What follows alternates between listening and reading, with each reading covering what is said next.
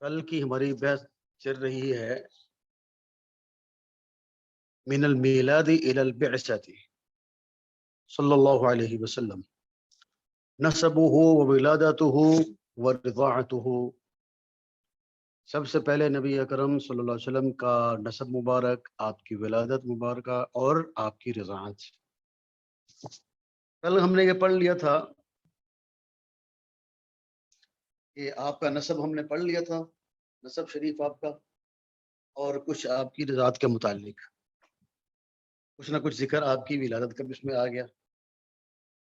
تو آخر میں ہم پڑھ رہے تھے العبر والعظات، کہ اب ہمیں یہ جو ہم نے سبق پڑھا ہے اس سے ہمیں کیا کچھ نصیحتیں حاصل ہوتی ہیں، اور ہمیں اس سے جو ہے نا وہ کیا کچھ ہمیں فائدہ حاصل ہو رہے ہیں، کون سے اسباق ہمیں، کیا سبق ہمیں سے حاصل ہو رہا ہے، اس کی جو ہے وہ بحث چل رہی ہے۔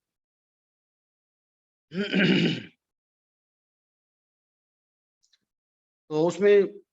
فرماتے ہیں مصنف رحمۃ اللہ علیہ، وَاعْلَمْ أَنَّ مُقْتَضَى مُحَبَّةِ رسول اللہ صلی اللہ علیہ وسلم محبة القوم الذين ظهر فيهم والقبيلة التي ولد فيها، لا من حيث الإفراد والجنس بل من حيث الحقيقة المجردة، ذلك لأن الحقيقة العربية القرشية قد شرف كل منها ولا ريب بانتساب رسول الله صلى الله عليه وسلم إليها۔ فرماتے ہیں کہ نبی اکرم صلی اللہ علیہ وسلم سے محبت کا تقاضا یہ ہے کہ اس قوم سے محبت کی جائے کہ جس قوم کے اندر آپ کی یعنی آپ کا ظہور ہوا، اور اس قبیلے سے بھی محبت کی جائے جس میں آپ کی ولادت مبارکہ ہوئی۔ یہ یعنی افراد کے اور جنس کے اعتبار سے نہیں بلکہ حقیقت مجردہ کے اعتبار سے۔ بھئی ہمیں جو ہے نا کوئی اس میں ایسے کچھ لوگ نظر آ سکتے ہیں کہ بھئی جن کو ہم پسند نہیں کرتے، ان کے کچھ اعمال ہیں، ہم اس کو نہ دیکھیں۔ جب آپ جو ہے وہ ولادت آپ کی مبارک آپ کے عربوں میں ہوئی ہے، اور جو آپ کا قبیلہ ہے، ہمیں اس سب سے محبت کرنی چاہیے۔ اس وجہ سے لأن الحقیقت العربیت القرشیہ، اس لیے کہ جو قریشی بھی ہے اور عرب بھی ہے، اللہ تعالیٰ نے حقیقت میں ان کو جو ہے وہ فضیلت عطا فرمائی، اور یہ ان کی سب سے بڑی جو یعنی جو نسبت کا جو سب سے بڑا سبب ہے وہ یہ ہے کہ اس خاندان کی نسبت اللہ کے نبی کی طرف ہے۔ ولا ينافي ذلك ما قد يلحق من سوء بكل من قد انحرف من العرب بالقرشيين عن صراط الله عز وجل وانحط عن مستوى الكرامة الإسلامية التي اختارها الله لعباده، لأن هذا الانحراف أو الانحطاط من شأنه أن يؤدي بما كان من نسبة بينه وبين الرسول صلى الله عليه وسلم ويلغيها من الاعتبار۔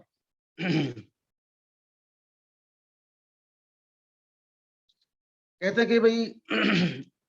عرب اور قریش میں سے ہمیں بہت سے لوگ ایسے بھی مل سکتے ہیں کہ بھئی جو اللہ کے راستے سے بدل گئے، اور اللہ کا جو پسندیدہ دین ہے جو اللہ پاک نے اپنے بندوں کے لیے جس کو پسند کیا ہے، اس دین کو وہ چھوڑ دیتے ہیں۔ تو کہتے ہیں کہ ان کو یہ شان اور عظمت حاصل نہ ہوئی کیونکہ یہ نبی اکرم صلی اللہ علیہ وسلم کی نسبت کی وجہ سے تھی۔ لیکن جب یہ بندہ اللہ کے راستے سے ہٹ گیا اور اس اسلام والے راستے کو اس نے چھوڑ دیا، اب یہ اس چھوڑنے کی وجہ سے، اس گناہ کی وجہ سے، اس شرافت سے یہ محروم کر دیا گیا۔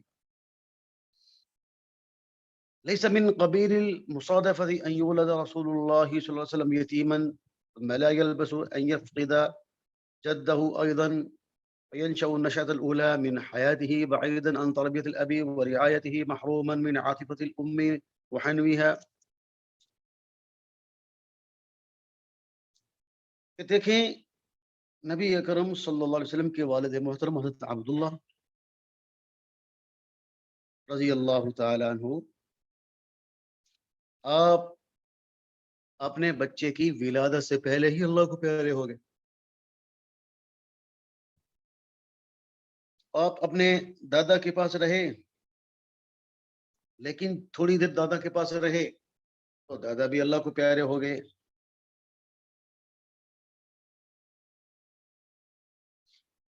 اور پھر آپ اپنی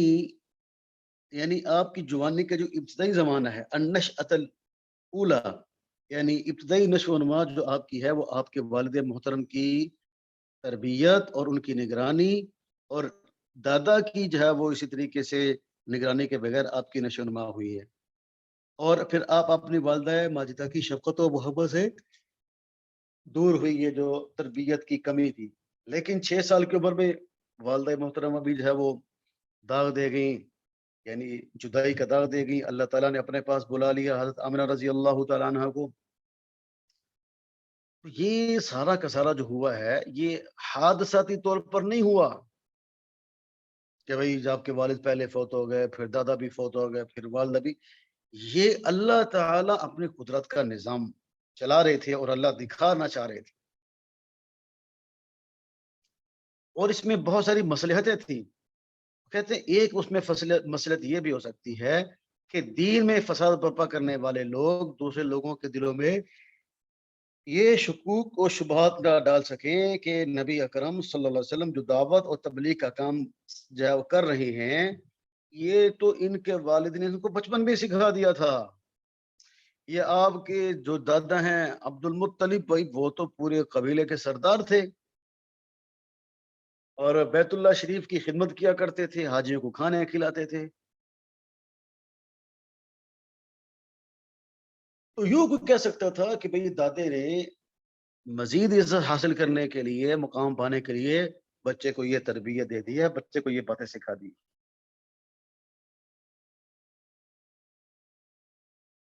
یہ ظاہر بات ہے کہ جو یعنی اولاد ہوتی ہے وہ اپنے ماں باپ کا عکس ہوتی ہے، اپنے ماں باپ کا جو ہے وہ ترجمان ہوتی ہے. تو ممکن ہے کہ ایسی صورت ہو سکتی، اس لیے اللہ تعالیٰ نے والد محترم کو ولادت سے پہلے ہی بلا لیا. دادا کو اللہ نے ابھی آپ جو ہے نا وہ اتنا سمجھدار بھی نہیں تھے، ابھی بچپن کا زمانہ تھا، اور دادا کو بھی بلا لیا. پھر والدہ محترمہ کی تربیت میں ہے تو 6 سال کی عمر میں والدہ کو بھی اللہ پاک نے اپنے پاس بلایا ان کے منہ بند کرنے کے لیے کہ یہ کسی کا سیکھا ہوا نہیں بلکہ اللہ کے سکھائے ہوئے. اللہ خود ان کی تربیت کرتا ہے، اللہ خود ان کو سکھاتا ہے.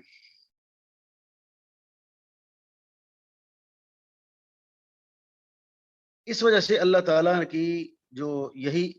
اللہ تعالیٰ کی جو حکمت نے یہی فیصلہ کیا کہ دین میں فساد پیدا کرنے والوں کے لیے کوئی راز صحیح اعتراض کا نہ رہے. اللہ نے سارے راستے بند کر دیے. اس لیے اللہ سبحانہ وتعالیٰ نے نبی اکرم صلی اللہ علیہ وسلم کی یعنی ابتدائی نشو و نما والد والدہ اور دادا سے دور رکھ کر کرنے کا اللہ نے اتفاق فرما دی. اور پھر عربوں کی عادت تھی کہ بھئی وہ بچے کو دودھ پلانے کے لیے بھیج دیتے تھے، تو پھر آپ کا جو بچپن ہے وہ اپنے قبیلے میں اپنے گھر میں نہیں گزرا بلکہ بنو سعد کے قبیلے میں آپ تشریف لے گا. سعدیہ، حلیمہ سعدیہ جو مرضعہ تھی، مسلمان ہو گئی تھی.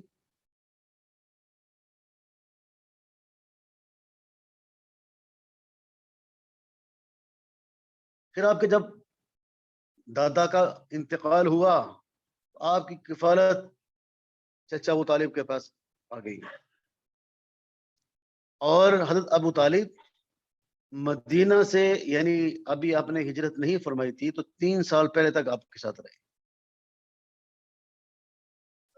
اور کہتے ہیں کہ حضرت ابو طالب نے بھی برملا اسلام کا اظہار نہیں فرمایا تاکہ آپ کی دعوت میں حضرت ابو طالب کا کوئی عمل دخل نہ سمجھا جائے، اور نہ ہی اس دعوت حق کو قبائلی یا خاندانی عہدے اور منصب یا سرداری کا تصور کیا جا سکے. وہ جتنے بھی اعتراضات کی صورتیں بن سکتی تھی اللہ نے سب کا قلع کامہ فرما دیا. تو حکم الحاکمین ہے. اسی طرح حکمت الہی میں اللہ تعالیٰ کی حکمت میں یہ بات بھی تھی کہ آپ کی پرورش ایک در یتیم کی صورت میں ہو اور صرف عنایت و شفقت الہی ان کی نگہبان ہو، اور آپ صلی اللہ علیہ وسلم ناز و نعم اور مال و دولت سے دور رہیں تاکہ آپ کے دل میں مال و دولت اور جاہ و منصب کا میلان پیدا نہ ہو.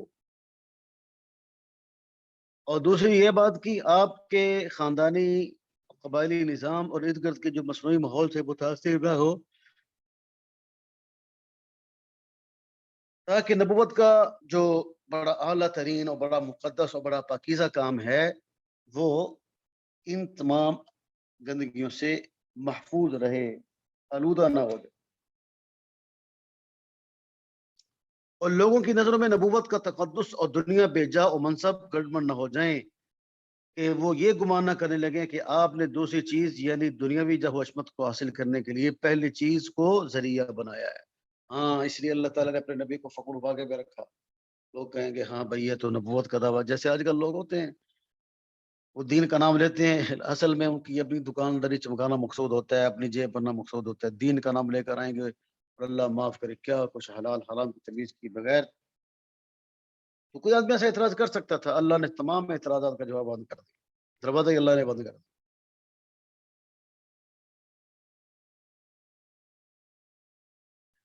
نمبر 3 سبق ہمیں سے یہ مل رہا ہے، کہتا ہے کہ تمام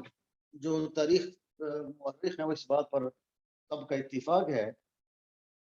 کہ حضرت حلیمہ سعدیہ یعنی جو ان کا قبیلہ تھا بنو بکر، وہ وہاں قید سالی تھی۔ جب رحمت دو عالم صلی اللہ علیہ وسلم نے اپنا قدم مبارک حلیمہ سعدیہ کے گھر میں رکھا تو اللہ تعالیٰ نے خوشحالی اور ہریالی، اور اللہ نے جس کو کہتے ہیں بھرے نگارے اللہ نے ان کی کر دی۔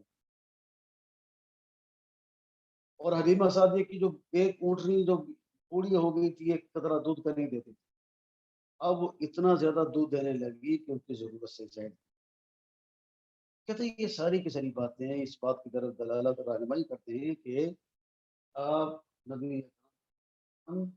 ابھی آپ دوسرے بچوں کی طرح بننے بچے تھے، اس وقت بھی آپ کی شان اور اللہ کی بارگاہ میں کتنا بلند اور رفیع ہے کہ حلیمہ سعدیہ کی گھر کو اللہ تعالیٰ نے آپ کی نسبت اور سبب سے انعام۔ کہتے ہیں یہ بات ناممکنات میں سے نہیں بلکہ ہماری شریعت اسلامیہ نے ہمیں اس بات کی تعلیم دی ہے کہ جب کافی عرصہ تک بارش نہ ہو اور بارش ہونا بند ہو جائے تو صالح لوگوں کی برکت اور حضرت محمد صلی اللہ علیہ وسلم کی اہل بیت اطہار کے وسیلے رب کی بارگاہ میں بارش طلب کے لیے اپنی دعاؤں کی قبول کے لیے استدعا کی کریں تو اللہ سبحانہ و تعالیٰ ان پاک لوگوں کے وسیلے سے بارش عطا فرماتا ہے، اور یہ جو ہے اس پر تمام یعنی مشائخ کا اتفاق ہے۔ تو کہتے ہیں جب امت کے جو پاکیزہ لوگ ہیں جب ان کے سبب سے ان کی برکت سے اللہ تعالیٰ نے اتنا کچھ نواز رہا ہے تو آپ جو امام الانبیاء ہیں انبیاء ہیں آپ کو تو پھر کیا پوچھیں۔ یہ کیسے ہو سکتا ہے کہ آپ حلیمہ کے گھر میں تشریف لے جاتے ہیں ان کا دودھ جو ہے وہ ان کا بکریوں کا دودھ نہ زیادہ ہو؟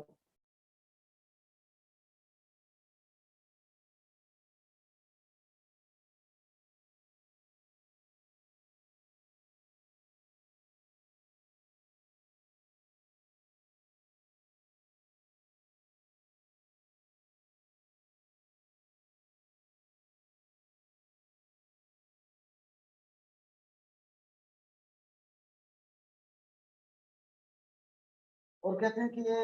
نبی اکرم صلی اللہ علیہ وسلم جب حضرت حلیمہ سعدی کے گھر تشریف لے گئے اور آپ نے ان کا دودھ پیا تو اللہ تعالیٰ نے کہہ تعلیم کی ختم فرما دی، اور جو خشکی تھی وہ بھی اللہ نے ختم فرما دی۔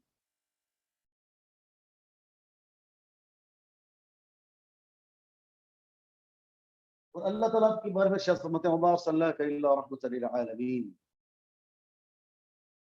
ہم نے تو آپ کو سراپا رحمت ہی بنا کر بھیجا ہے۔ اور نمبر 4 ہمیں سبق یہ ملتا ہے کہ جب آپ حلیمہ سعدیہ کے گھر میں تھے تو شق صدر کا واقعہ پیش آیا، اور یہ ارہاصات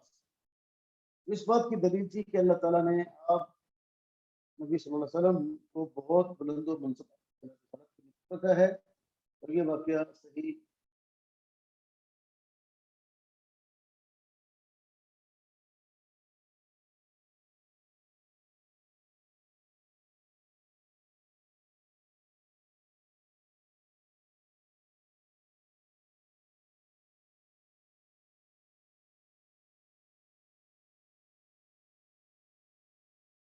اور اسی طریقے سے کہتے ہیں کہ بھئی یہ جو شق صدر کا واقعہ ہے یہ کئی مرتبہ آپ کی زندگی میں حضرت عمر کو پیش آیا، لیکن پہلی مرتبہ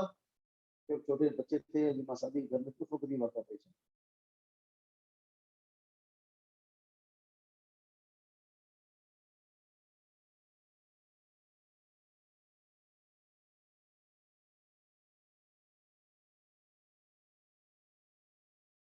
چنانچہ فرماتے ہیں کہ یہ واقعہ صحیح سند کے ساتھ صحابہ کرام سے نقل کیا جاتا ہے۔ امام مسلم رحمۃ اللہ علیہ نے اپنی صحیح مسلم میں حضرت انس بن مالک رضی اللہ عنہ سے روایت کیا ہے کہ نبی اکرم صلی اللہ علیہ وسلم بچوں کے ساتھ کہہ رہے تھے، حضرت وہ جبریل امین آپ کے پاس آئے، آپ کھڑا اور زمین پر لٹا دیں، پھر آپ کے قلب اطہر کو چاک کیا اور دل نکال کر اس میں سے ایک لوتھڑا نکالا اور کہا کہ یہ شیطان بھائی صاحب، پھر دل کو دھو کر سونے کے پشت میں رکھ کر اپنے زمین سے دھویا اور اپنی جگہ پر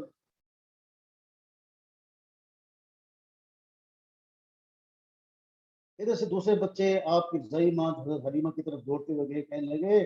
کہ محمد صلی اللہ علیہ وسلم کو کسی نے مار دیا، کیونکہ ابھی آپ چھوٹے بچے تھے، دودھ پیتے بچے تھے، اور سب دوڑے ہوئے آئے جب آپ کو دیکھا تو آپ کو چہرہ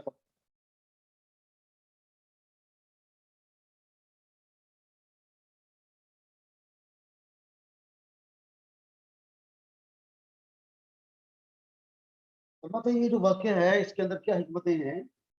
اس میں اس بات کی طرف اشارہ ہے کہ نبی اکرم صلی اللہ علیہ وسلم کے جسم میں کوئی یعنی غلطہ شر نہ، کسی قسم کا شر اور شرک جو ہے نا وہ بالکل، کیونکہ اگر انسان سے شرکاء کا عمل صادر ہونے کا کس وقت ہوتا یا کسی کے جسم کا ہو آخری تو پھر عمل جراحی کے ذریعے برے آدمی کو نیک بنانا ممکن ہوتا ہے۔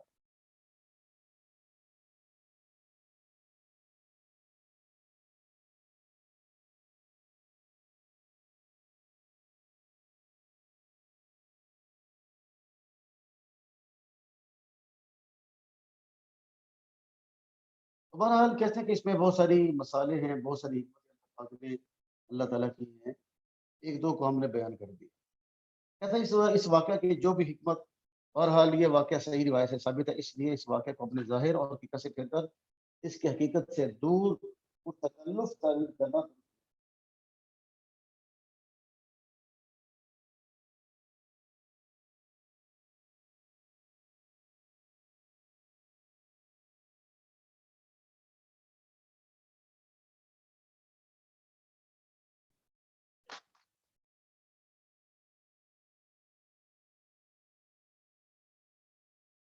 اچھا مولانا ایسا ہے کہ ابھی دوسرے سبق کا وقت ہو رہا ہے، ایک دو کام تھے، باقی انشاءاللہ پھر کل اس کو پورا کر لیں گے، ٹھیک ہے جی؟ یہ تھوڑا سا باقی رہ گیا تو پھر آگے وہ شروع ہو رہا ہے کہ آپ کا شام کا جو سفر ہے۔ جی بہت بہتر استاد، جزاک اللہ۔ جی السلام علیکم ورحمۃ اللہ۔